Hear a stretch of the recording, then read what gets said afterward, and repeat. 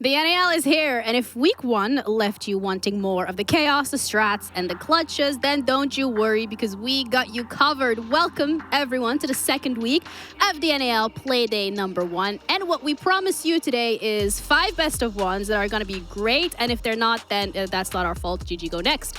I'm your host, Ginny, and I'm joined with some, people like to call Giga Chat, Giga Brain, whatever analysts. We're just at all at this point, but I feel like we should be welcoming you more than anything. I'm back. You ditched us. Do we actually want to welcome you? You just straight up just got up. You got abandonment issues? A little bit. Oh yeah, I can tell. Either way, welcome everyone to the NAL. And last week was week number 1, which already impacted the standings a little bit. And coming back to seeing Envy in the top 1 slot, what the helly? Yeah, you must have missed a lot. I mean, Envy, we just got to stop it right here. Top 6 right here is all we need. No, but I mean, Envy looked so good last week. Obviously, they didn't necessarily play, the best opponents, but to put yourselves in that area is obviously amazing just because if we look at last stage, we were battling within the 7-6 point mark just to get in top 6. So already 1 week can put you in that playoff margin, potentially. Yeah, and I'd even say, seeing Space Station, obviously they were number 1 to finish the stage, and now they're number 7. Not to say that they can't jump up throughout this week and put themselves back at first,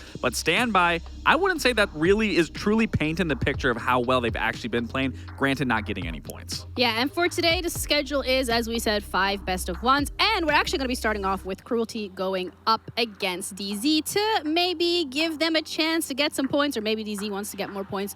Most likely that's going to be the case. Predictions a little too early. But when it comes to the games today, what are you really looking forward to, Fox Day? I mean, easily has to be Envy Standby, just because Standby, even though they lost both games in week 1, they still looked very strong, and they were against 2 of the best teams in the league. And then Envy, I mean, goes without saying, I want to see more from them against better quality players, better quality teams.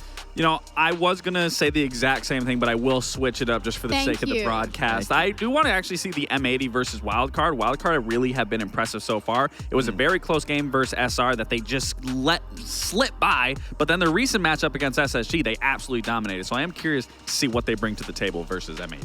I would like to see consistency being brought to the table, but we'll see whether or not that's going to be something that we are going to be treated to. On the other hand, though, casters and analysts are also playing a little game of fantasy league of themselves. What I'm gonna say, don't count yourself out. I was gonna say I'm also included, but I'm not doing too great. But if you want to have an update on how that's going, we got Jesse standing by.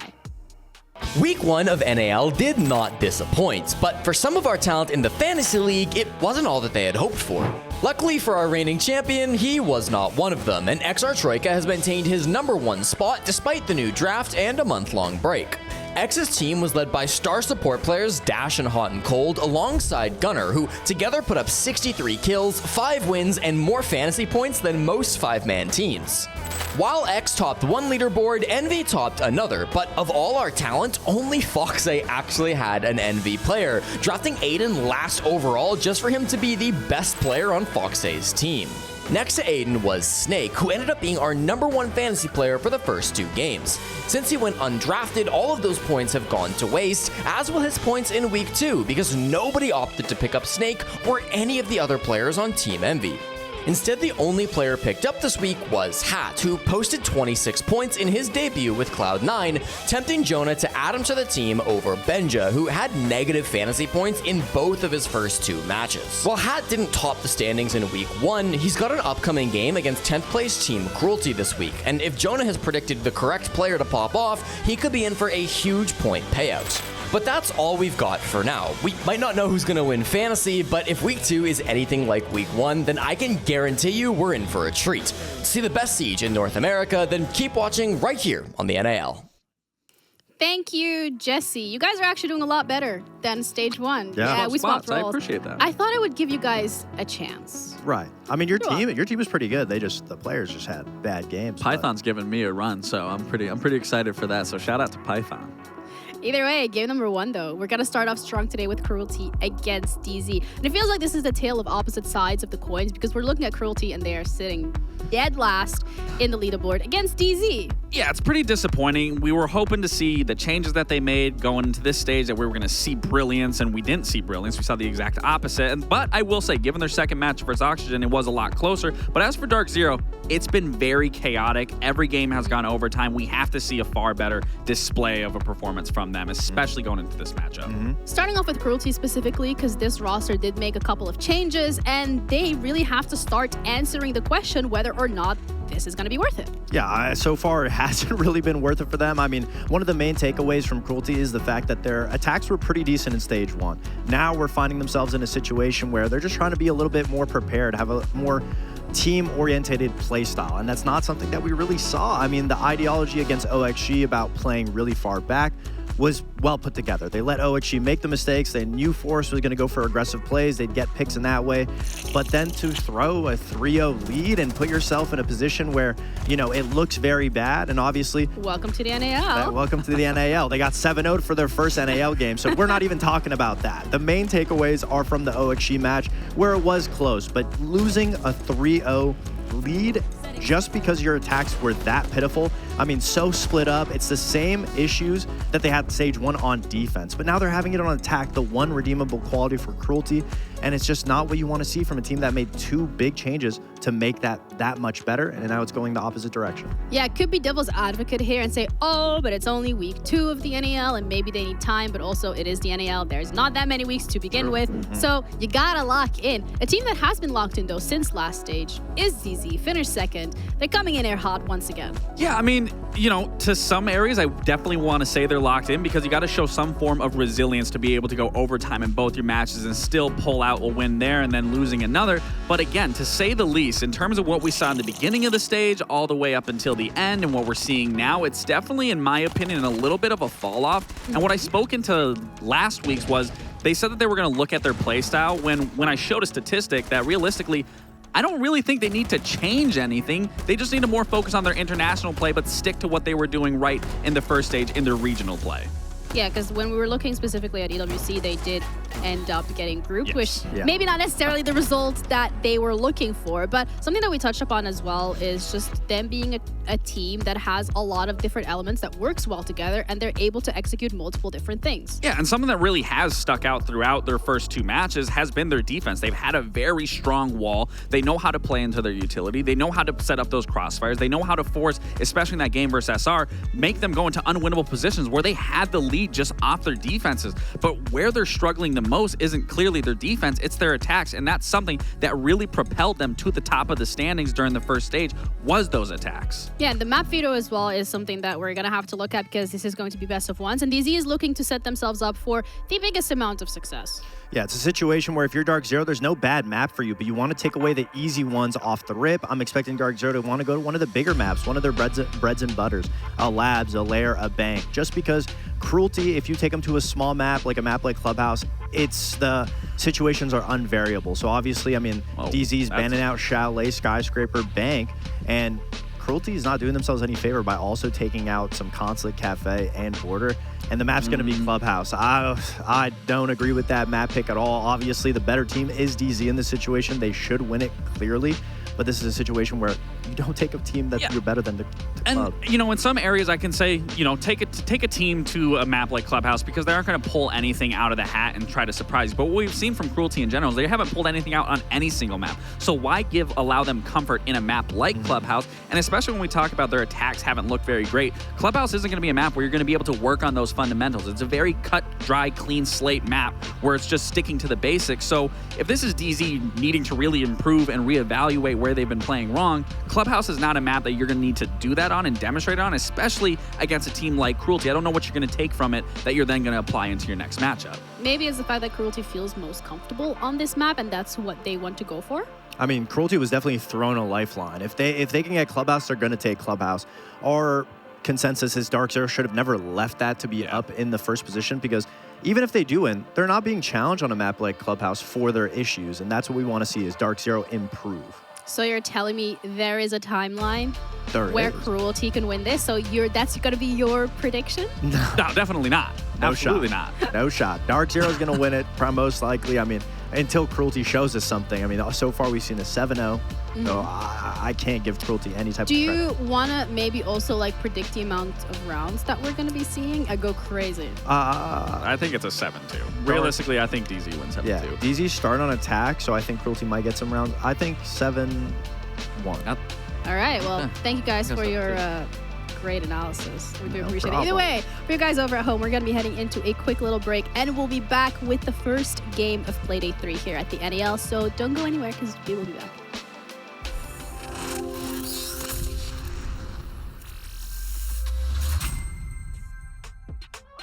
All right, well, thank you so very much.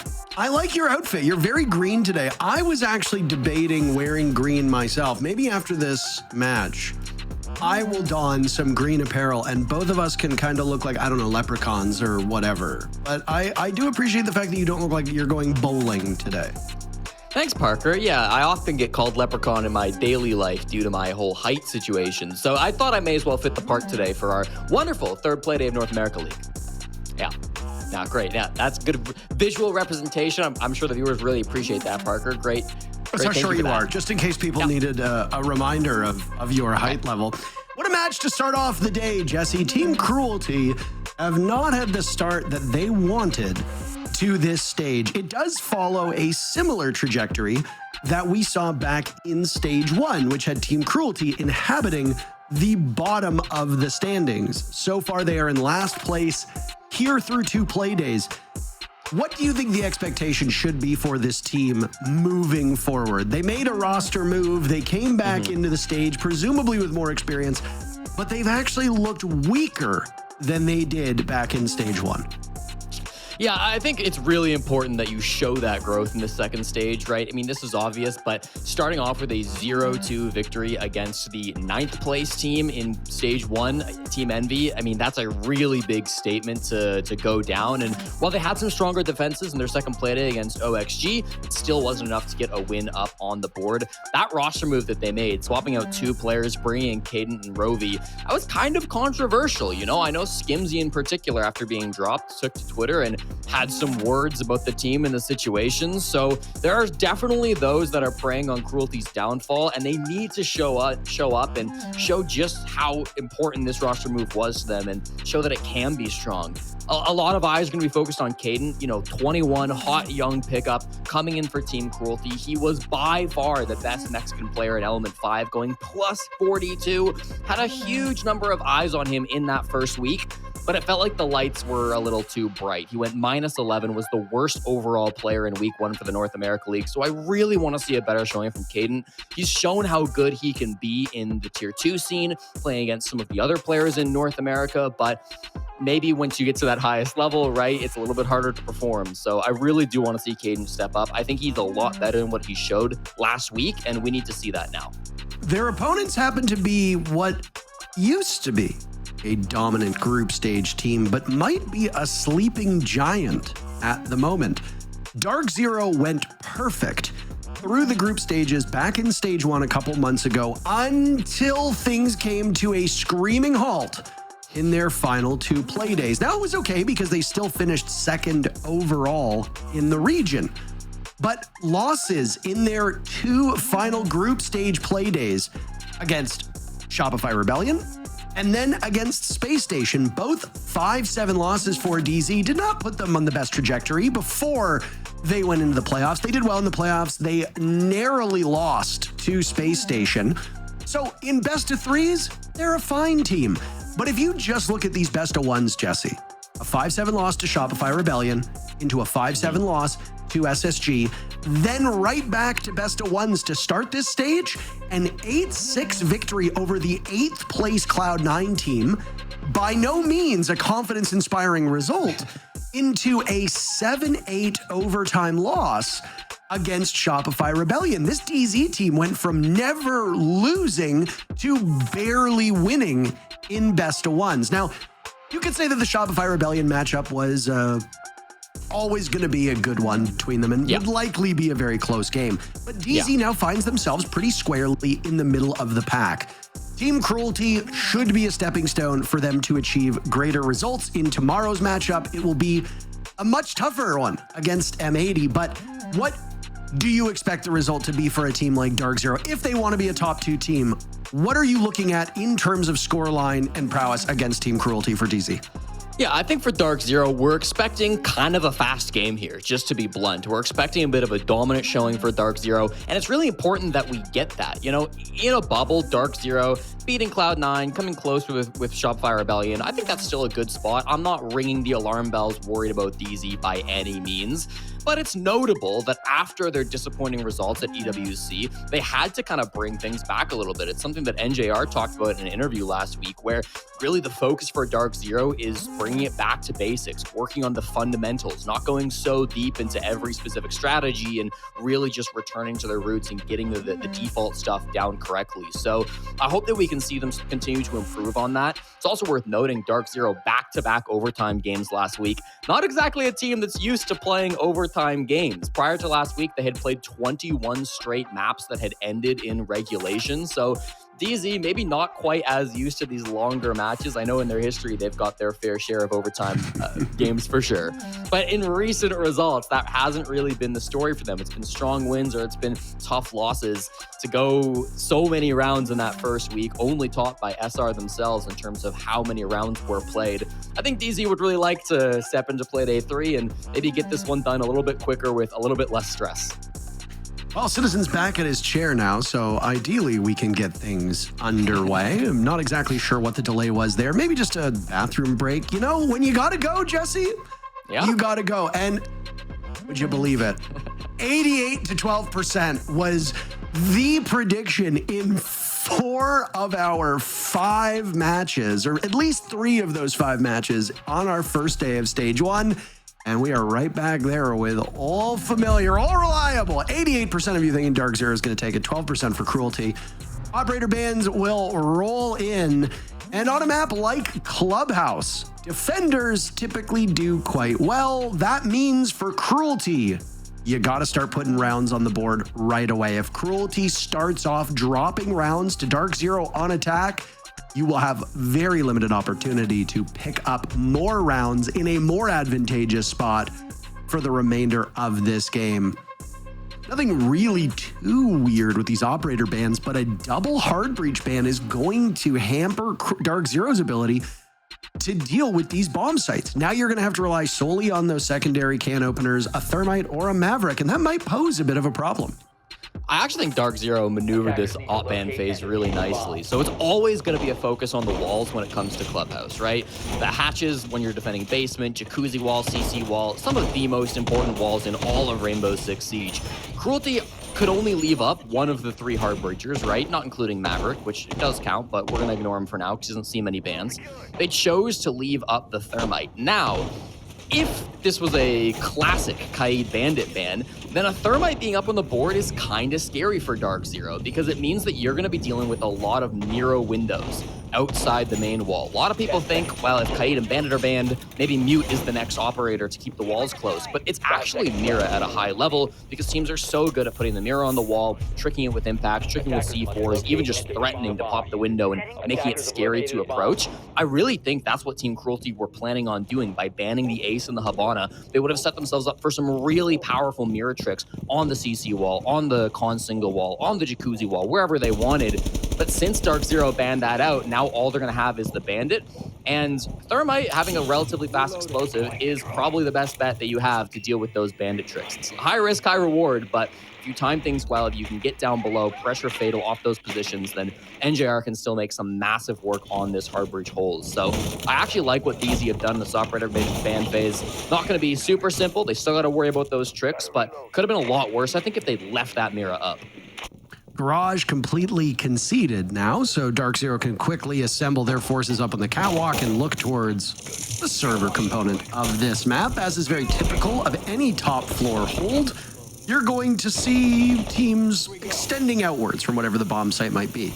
If they're defending where the action is currently occurring, then they're going to be over towards gym bedroom, they're going to be over towards rafters. If they're defending gym and weight room as they are gym and bedroom as they are right now, then they're going to want to extend out to the cache CCTV portion of this map.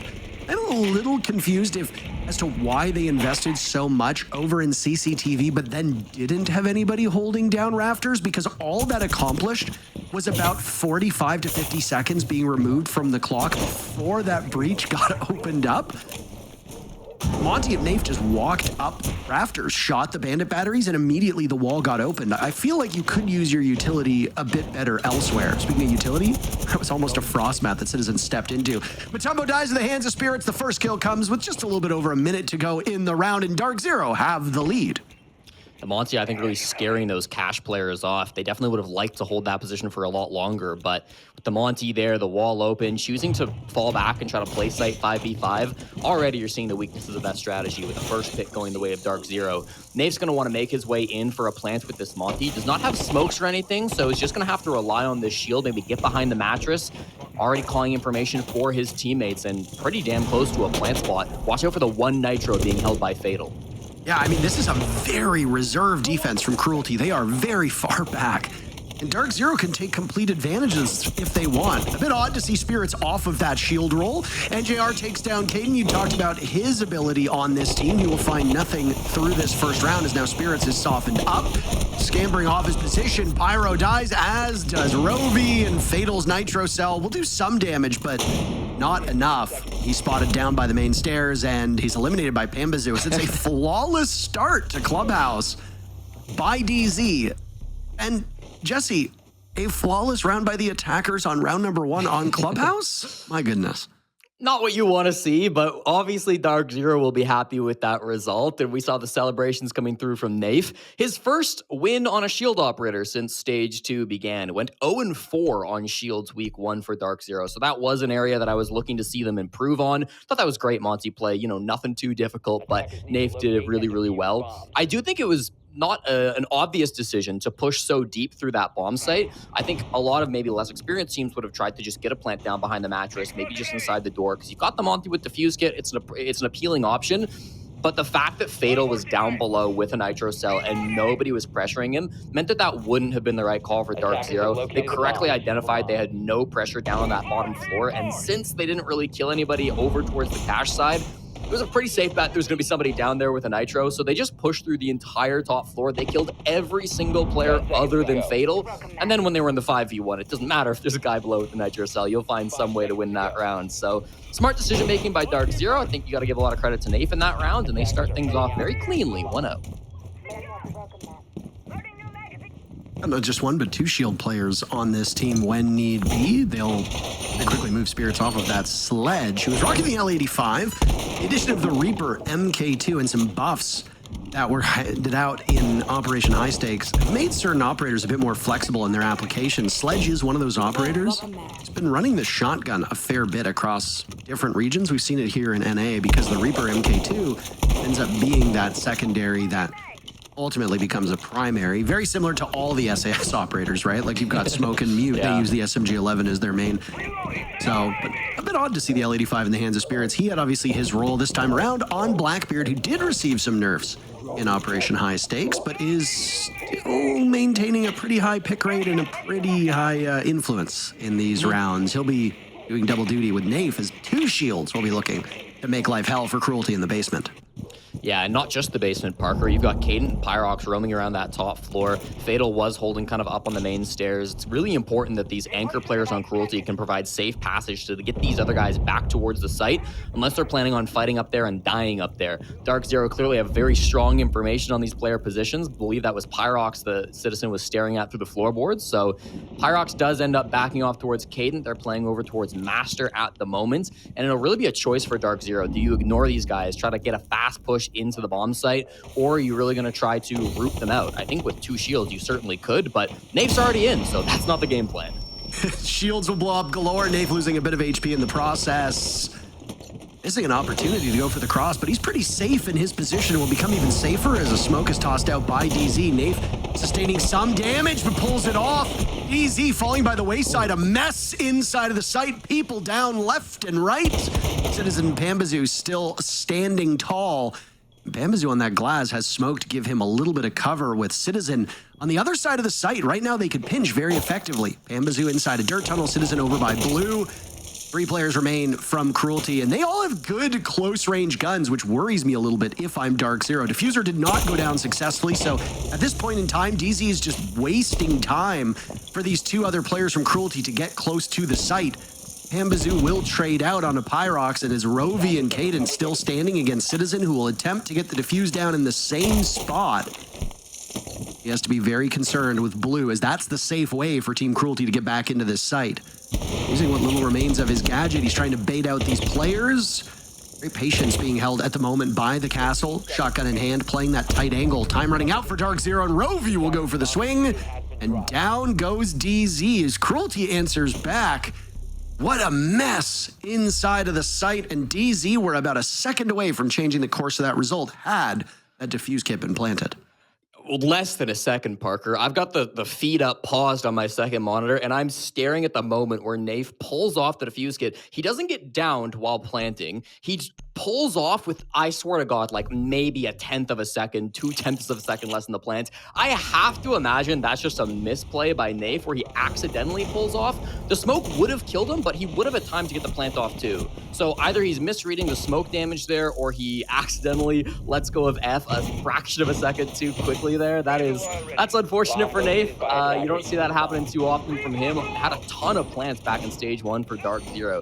Usually doesn't struggle in situations like that, but whatever the case was, the plant doesn't go down, and from that moment, Team Cruelty in a really strong position. A lot of credit got to be given to Fatal for tossing that smoke, making it such a stressful situation for Nafe, and then also just getting 2 kills kind of in that, not quite a post plant, but in the site push there. Good idea from Darkzero, rushing in when there's only 3 players in the site, but the lack of a plant really does make that one tough.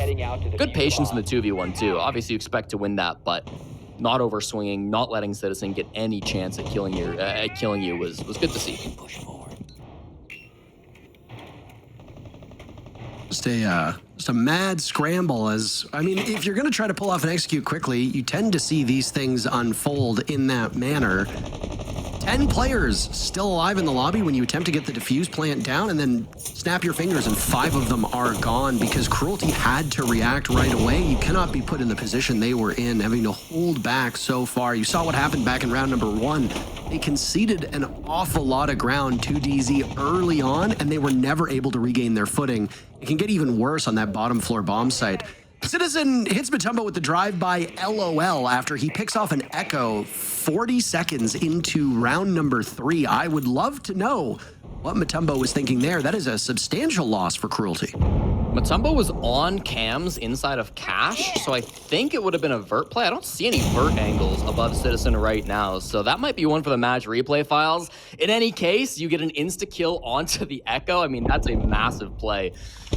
That's really high value, Citizen. He will go down to about 10 HP fighting Roby on the red stairs, but again, your job is done and you are laughing about it. Now it comes down to the garage clear. Walking the Monty up is no easy feat. Toxic Babes are going to come his direction. Kiba barriers will start to stop his progress too, so this is going to be quite tricky for Spirits to pull off, but he's got assistance with Pampa specifically down below on that Capitao. We just got word from production, because they have the perspective that we don't, that he was on his yokai drone and Citizen just caught him with the gadget and then killed him to the floor. Oh my goodness, what a fadeaway by Caden. He's still caught as DZ doubles up inside a garage. Holding this position has not been very favorable for Cruelty. I can maybe understand a bit why they gave it up so freely back in round 1. DZ just cutting through this, and you have to imagine that no Echo makes holding this a lot more challenging. Losing 1 player on the team, doesn't matter what gadget it is, means that almost every other player on the squad needs to find a way to change things up. Oh my. Roby attempting to get inside a lounge, but Citizen punishes him. No entry allowed whatsoever. Pyrox dusted off. Fatal, the only kill so far, as it was DZ en route to a flawless, but Fatal picks up 3 before Nave shuts him down. There's only so many bullets in that SMG-11. An incredible attempt by Cruelty, but just a little too short, and DZ wins the round. And a 3-0 start, or not quite 3-0, very well could have been a 3-0. 2-1 start to the game for Darkzero. I think it's something they're still going to be quite happy about. Cruelty, do they continue on with the hard breach trends, taking out the Thermite, maybe taking out a Mav instead? No, they're going to go Montaigne. Makes sense. It was brought 3 times in the first 3 rounds. So fair to remove it from Darkzero's arsenal. Going back to round 3, I mean, it does just feel like the same old story with Team Cruelty. Fatal has consistently been the one player popping off from Cruelty. He was by far their best player in stage 1. He was the MVP of their game against Oxygen, where they lost only 7-5, going 13-8. He nearly had a higher EPS than every player on Oxygen just by himself. So we've often seen Fatal making these big plays, but some of the other guys around him which are struggling to have impact. Matumbo still on 0 kills, was one of the lowest KDR players in stage 1. Cadence still on 0 kills, was the lowest KDR player in week 1 of stage 2. Still some of these weaker pieces on Team Cruelty that have yet to really find their footing. It cannot be all on Fatal, which at many times I think throughout this season, it really has been. I'm loving these Darkzero lineups as well, Jesse. Oh yeah, I really liked the Glaz focus lineup in round number 2. It looks like we're going to get a very heavy sniper focus lineup here for DZ as they bring both the Glaz and the Kali. DZ have always been a team that likes to buck trends, irrespective of which players are on it, all the way from their inception. You know, back when Bacon was the coach of the team, all the way through, then they had the Troy era. Now they're obviously in the Nafe era. I like that they try things. I like that they are abnormal. I like that they are progressive in the way that they go about seeing this game and handling this game. But I do also need to wonder a bit how much Darkzero is genuinely trying in this match. On paper, DZ should be able to sleepwalk their way towards a victory. Now, I say this, but I will give myself just one little out, and that's DZ makes almost every single easy task very challenging. So who knows? But I watch Darkzero play, and I see the things that they're trying to do, and I don't think they'd be pulling off in these 3 rounds that we've witnessed, soon to be 4. I don't think they'd pull this off against a team like M80 or Shopify Rebellion. I think they play a little bit more conservative with the way that they pull off these attacks. But again, it's a clubhouse. You cannot allow the defenders to settle in and get too entrenched, or else you as an attacker will have a miserable time. DZ have already found success in almost all 3 of those rounds. A split second would have almost certainly given them that round they lost on round number 2, Jesse. So this could very easily have been 3-0 Darkzero. So the plan, whether it's tailored for Cruelty or just steady as she goes, it's working for DZ. Pyrox deserves a kill. He's on main stairs. I don't believe anybody on Darkzero are aware of his position. Could walk up, and he was in a position to kill Spirits. He does leave the building, so that opportunity might have just been wasted. Still, Caden strikes first in round 4. He's on the board, Parker. That's all you need to see. Matumbo dies to Citizen. That's the second time to happen in 2 rounds. Pyrox now on the flank, and he misses an opportunity. He manages to get the kill, but he downs himself in the process. That's a Pyrrhic victory because it leaves Rovi in a 1v2. Diffuser being planted by NJR. Spirits and him still upright. Nafe secured as now Rovi makes his way out of Logi, looking towards the bomb site. He's got the B-bomb in hand. Down goes another. It's NJR and Rovi in a 1v1, but there's time to get Pyrox back up. A drone is in front of them, so that information will be relayed to DZ. NJR aware of these 2 uniting in forces. There'll be an upside down rappel. NJR will have a great line of sight, taking off what little remained of Pyrox. Rovi is now also on limited HP, and NJR just makes it look so easy. The mayor skates to re-election, and that's 3 rounds on attack for DZ. God, NJR covering a post plant from Rappel, one of the most beautiful things to watch in Siege, and he is so good in that role. Knew exactly where to look. There's going to be 1 defusing and 1 jumping out to kill me. If it was a little bit better time from Team Cruelty, maybe they could have been able to kill him and get that defuse kit off anyways, but wasn't quite there for them. Might have been some good drones as well that helped out NJR. Really nice attempt from Rovi. Again, it was a technical 3v1 for a minute there as Rovi was waiting to pick up Pyrox. He gets 2 out of 3. He plays that really well despite being on the Grim. He's hitting, tracked by the Grim. He's hitting every shot that he needs to. It's just in that end position against NJR, who, while his teammates were scrambling in the site, was getting himself into the perfect position to win that round. I started off by praising Caden for getting his first kill in this game, and I'm still happy to see that from him, but unfortunately, the Darkzero push came in immediately after that frag happened. It was a good repellent from Citizen onto the main stairs, and you might be thinking, okay, why are we not looking at Citizen? The repellent sound is very loud. The Azami was just lying on the floor for a free kill right here, this one, but listen to the sounds. Those candelas that were being tossed by Spirits, I believe, masked the sound of the rappel, so the players on Team Cruelty weren't aware of that maneuver. It's just that high level of coordination that you see from Darkzero that turns even a 4v5, even a 1v2, a man disadvantage situation, into something that's super winnable for their team. So good coordination coming out from Darkzero. They go up 3-1, and Team Cruelty still looking for their second round in this game. Cruelty's an odd one to look at just through these 2 play days because they got swept away by Envy on what was a really competitive first day last week, right? 8-7, 7-5, 8-6, 7-5. We went all of regulation and then into overtime on 2 separate occasions for our first 4 matches of this stage. And then Envy was like, we got somewhere to be, and they 7-0 Team Cruelty in only the second 7-0 that we've had this year in the NA League. We had competitive matches, for the most part, in the second day as well. The only real outlier there was Wildcard 7-2ing SSG. When you look at the score lines for Cruelty, they've won 5 rounds. All of them came in that second match they played up against OXG. That match went the full distance, all 12 rounds. Cruelty got 5, OXG obviously winning with 7.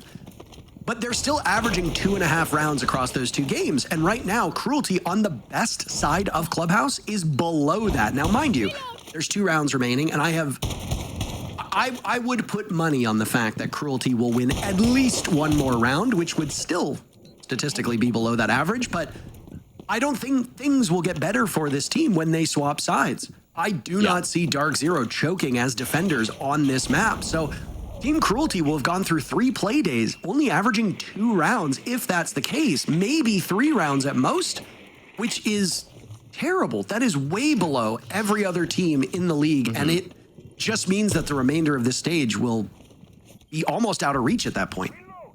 And it's a small sample size, obviously, with just the first week, but Team Cruelty were the worst attacking team last week, winning just 8% of their rounds. I think that's 1. I think they won a single attacking round last week, so not exactly where they wanted to be, but maybe an opportunity in this second half to bounce back from that. They've got to get there first, and it's going to start with a full anchor strategy on the basement, deciding that their Pyrox Cadent roam wasn't really worth the effort previously after DZ just rushed it in. I cannot imagine Pyrox takes this swing. He's playing with the shotgun. If he opens himself to this long angle being held by Nafe, that'll be a huge mistake. But from where he is, they can't actually root him out. They're going to have to waste a Candela or something, but even then he's on Warden, so good luck getting this guy out of this position. Fatal does fall, but Pyrox's spot is still really problematic. 4 of the 5 rounds, Darkzero has not just struck first, but struck second, and we're going to see it yet again. Pyrox down for the count. DZ is slaughtering this Cruelty roster upon entry. There has been very little positive aspects other than Fatal's near clutch a couple rounds ago. Cruelty have been left empty-handed most of the rounds. I mean, that's a good swing by Caden. Nave was slowed down on the stairs, struggling through his position. Credit to Matumbo's Denari. At that point, NGR will collect his second kill. Caden will not be able to do much more. Matumbo dies too, and now it's Rovi inside of escape tunnel, and well, escaping might be the problem here. Do they escape the round with a victory? DZ sending all of their forces in that direction as the case has been surrendered. A 3rd kill comes in for NJR, and 4-1 the scoreline through 5 rounds. DZ bullying the Mexican squad like we haven't seen in quite some time, and maybe since we saw Envy do the same.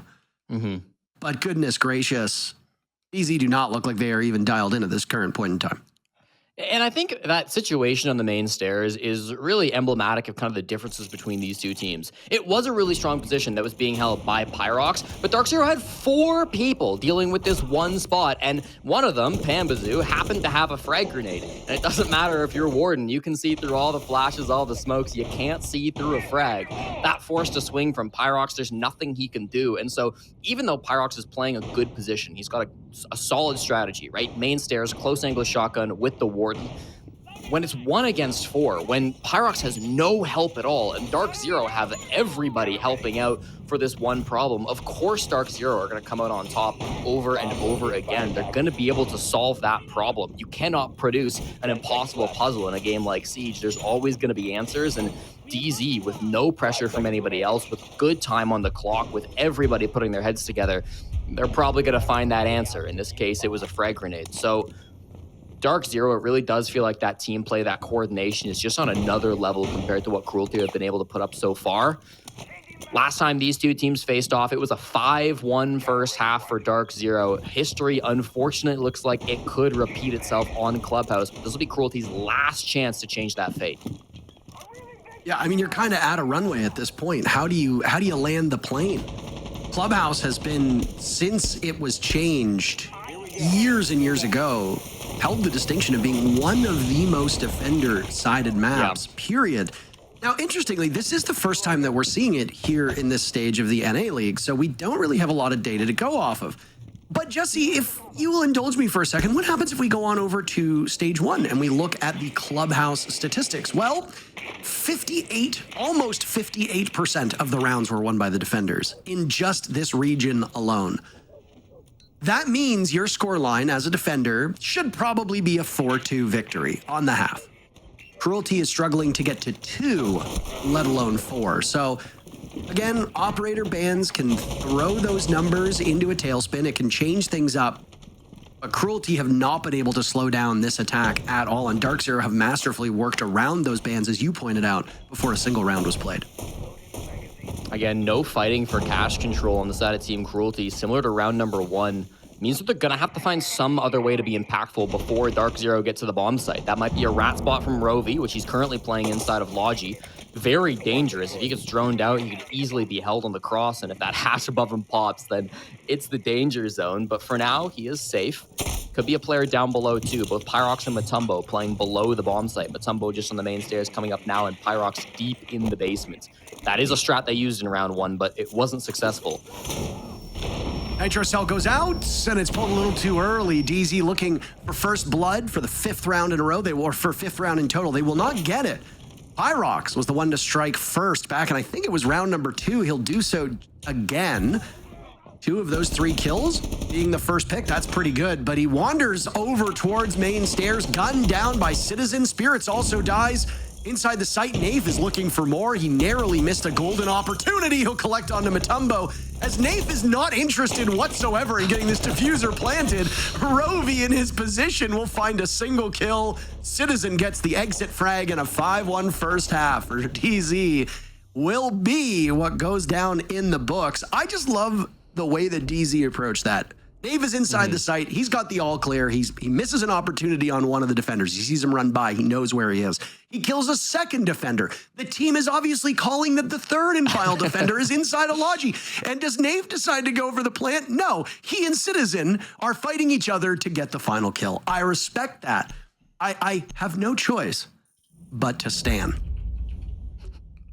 It's fun to watch, man. The British are fragging up against the LATAM North team. It feels like what's that team? Revan all over again, Parker. It's nightmares for the LATAM region, and we're gonna have to see them bounce back on their attacks. Team Cruelty only one successful push so far coming into this game. They will have to do better if they want to topple Darkzero. They also had only 1 round recovered. When it comes to week 1 as well, they've bounced that back up to 2. That means that of all the rounds where they lose the opening pick, they had only had a single win. They got a second one in this game when they won round number 2. So that's at least a little bit of value for them. But we still want to see maybe a bit more improvement from Team Cruelty. Darkzero on the defensive side of club, feeling quite confident. If there's any, I'm going to look for some hopium. If there's any bright spot for Team Cruelty, at least in terms of the numbers, this has been a map that Darkzero have historically struggled on. They went 0-2 at club back at EWC, falling both to Weibo and Virtus Pro. Weibo, the APAC team, probably the best APAC team, but still an APAC team. I think an opponent Darkzero expected to beat. And then Virtus Pro, while that is a great team coming out from EU, it was a 7-1 loss for Darkzero. So this map has had its struggles for DZ. I know the analyst desk did not like that Darkzero were coming to this map. I don't disagree, but it's going to take a mountain of effort from Team Cruelty, even with that history, if they want to pull this one back. There's a lot of drama in the offseason involving Team Cruelty as well. Ivan, when he stepped off of the team, had some posts on social media, and they discussed the team culture, they discussed the coaching side of it, they discussed the organization, and frankly, it seemed quite messy. This is something I was actually talking about with Fett the other day. we were talking about how Ivan, as Fett believed, Ivan was one of their best players, if not their outright best player. And the fact that Ivan was moved off of the team kind of raised his eyebrows. And maybe in a podcast-esque format, we spent some time talking about, I don't know, the team rosters and regional results and things like that. But, you know, I do agree. That's, even if it's one of your worst players stepping off of the team, any kind of turmoil behind the scenes has enough to just knock a team out of rhythm. And Cruelty as a squad never really found a good rhythm in stage 1. They already had to adapt to a much tougher region. Coming up to play in the NA League means tougher opponents. It means more experienced players.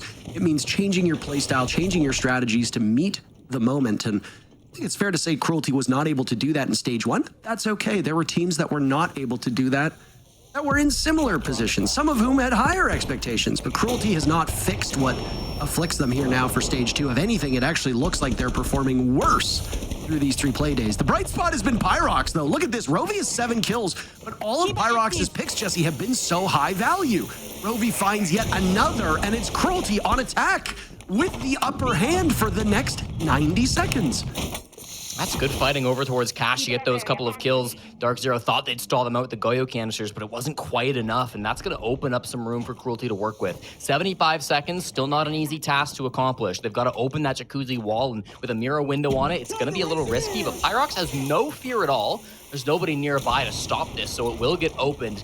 This is going to be a lot of different angles that Darkzero have to worry about. There's a lot of players coming in, still 2 beehives in the pocket of Rovi to try to get that information, and the shields running in as well. This is awkward for Darkzero. Flames are going out there, keeping Pambazu at bay. They're boxed into this position. A Claymore kill from Rovi is something you don't see every day. Citizen, unfortunately, the poor side of that, and they'll find a second. Both of Rovi's Claymores getting kills. My God. A blunder and a half from DZ as Rovi takes a victory lap in the all chat. Pyrox, the entry kill and the exit kill, and Team Cruelty have won their first round on attack flawlessly. Read him like a book, says DZ, you're in a 2-man disadvantage. You're going to have to try something, and we will predict that. Perfectly placed Claymores coming out from Rovi. Nice to see him top fragging for Team Cruelty. The other player picked up alongside Cadent in the offseason. 9-16 in his NAL debut last week. Not exactly what they were hoping for, of course, but he's an experienced player. He was actually at 3 of the 4 LAN events last season, qualifying with this Team Cruelty squad to first the Manchester Major, then qualifying to EWC last summer, and then was removed from the Team Cruelty roster, but ended up playing in Montreal anyways as a stand-in for the Latin American team that ended up qualifying. So has a lot of that LAN experience, did get last place in all 3 of those events, but even still, LAN experience is LAN experience, and hopefully is able to bring some of that leadership to this Team Cruelty squad. 9-5 is beautiful to see from him. There's been simultaneously a lot and very little for us to talk about in this match, but one thing that does, I think, need to be touched upon is Mutombo's ineffectiveness on that first half. It's not just that Mutombo obviously is 0-6, because it was a flawless first attacking half. Mutombo was on shields and played an indisputably large part in the way that Cruelty pulled off a successful execute, but as a defender, he absolutely failed in his roles. And that is a key part of why Darkzero was able to take advantage of this. If you're going to play these sheltered roles as an anchor on a hard support that often plays with intel, you can't be dying early. You can't be losing your utility early. And unfortunately, that seemed to befall Mutombo quite a lot through those first 6 rounds. He will now need to be safer. He's playing on a safer op. I think the tides will turn on this Monty, but don't expect him to start picking up kills at any point in time. Yeah, last stage, Mutombo averaged 5 kills per game. Right now, through 2.5 games, he's at 5 kills total. So even for Mutombo's standards, this has been a bit of a poor start to stage 2. On the shield, he probably won't be getting any more kills, and that's fine, but we'll have to see what impact he can have regardless. Good information on the Janari trap just inside Jacuzzi. That'll be forfeited by this drone, which should get the Janari trap just inside.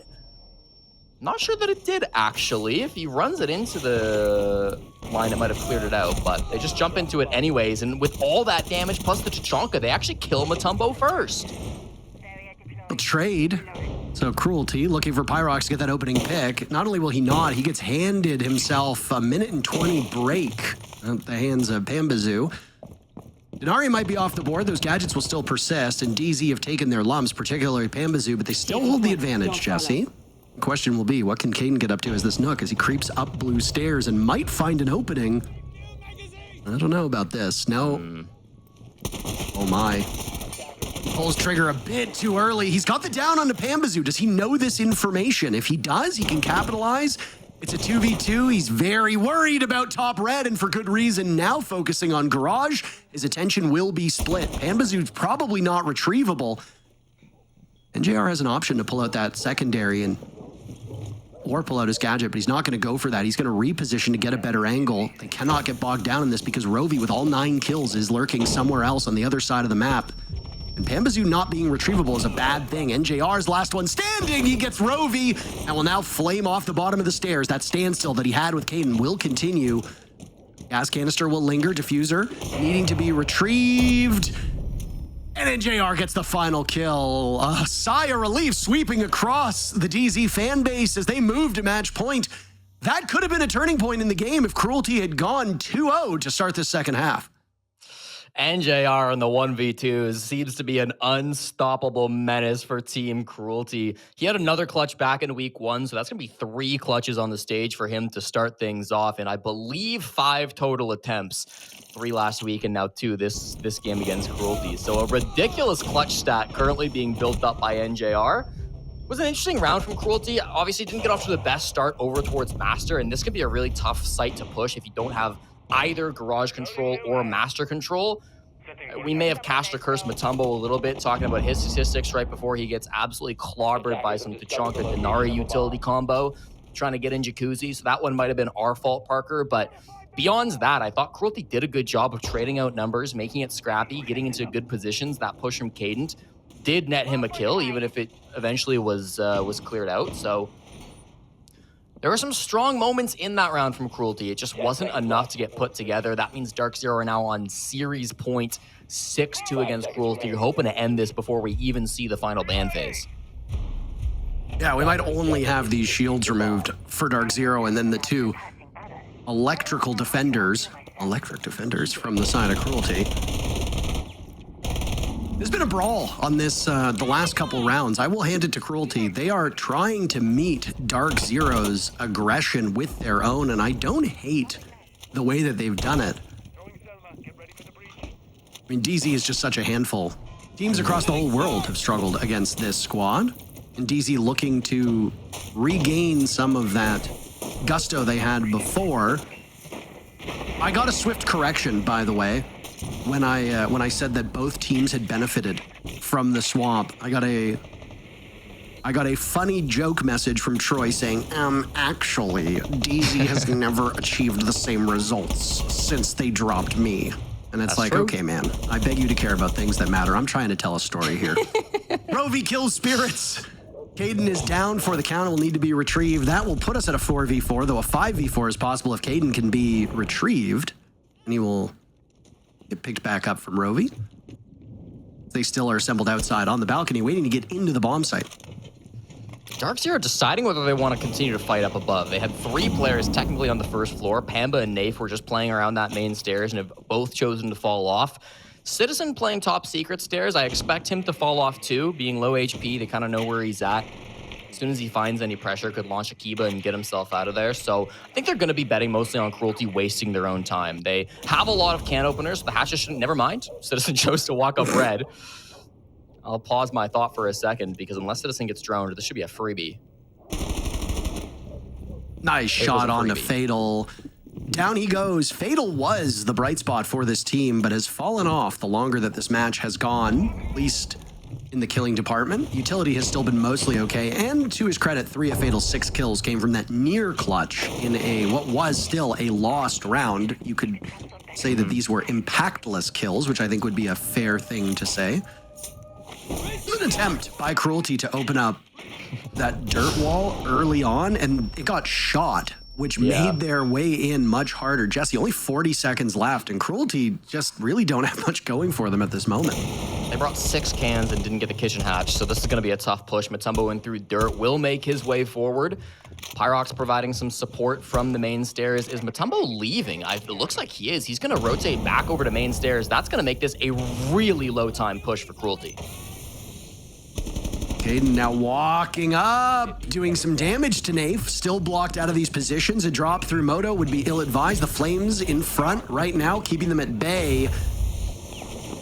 Out goes a gas canister as well. NJR waiting for that. Pambazu's the first one to watch. He lets the Monty in. Citizen picks up yet another kill, and they just flat out run out of time. What an anticlimactic finish. Cruelty still at half their team left. Half of the lobby was still left.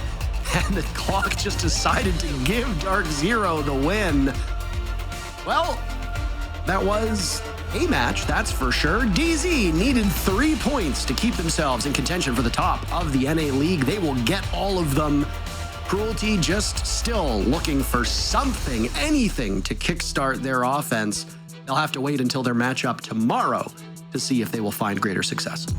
Confident game from DZ. Nice to end that trend of overtime games that we saw in the first week. But there's plenty more games to watch, so we won't keep you any longer. A desk plays on the other side of this break.